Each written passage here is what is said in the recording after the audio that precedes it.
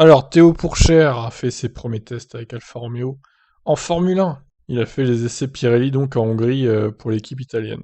Une première pour Pourchaire, après sa victoire en F2 cette année, le jeune français, qui impressionne pour son année de débutant, 6ème place au championnat avec un doublé pour le victoire à Monaco, a vu son travail être récompensé par la plus belle des manières, un premier test dans une F1.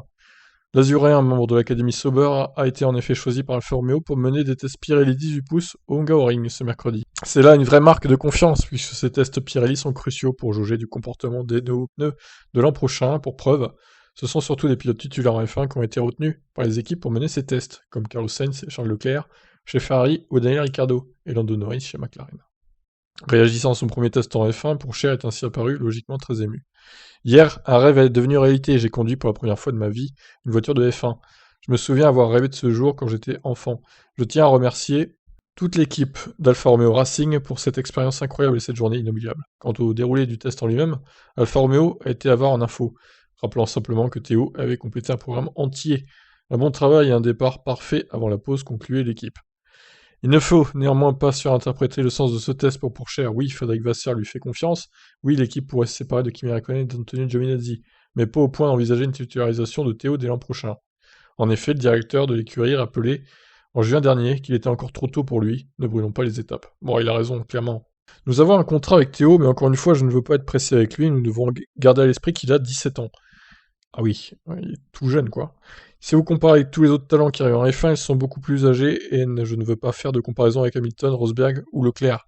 Ils étaient beaucoup plus âgés et avaient une plus grande expérience, et je pense que ce serait une erreur de pousser trop tôt.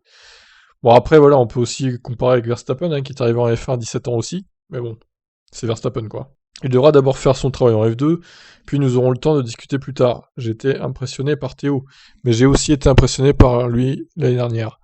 Pour l'année prochaine, c'est un peu trop tôt, car il ne fait que 3 courses en F2. Il n'a fait que 3 courses en F2. Il est plus que jeune, il a 17 ans et court toujours après son permis de conduire, et il faut lui laisser le temps de faire le travail. Nous ne sommes pas pressés, mais je pense que c'est un très bon pilote.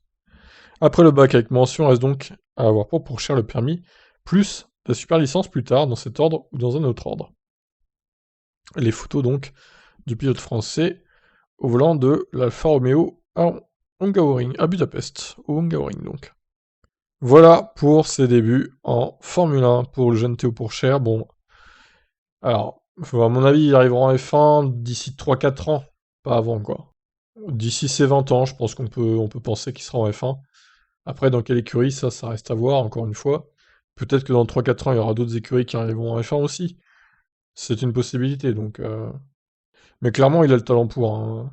Il est peut-être un peu frais pour l'instant pour la F1, un peu trop juste, un peu trop jeune, mentalement parlant et tout. Mais il a le talent pour et il arrivera en F1, lui, c'est sûr.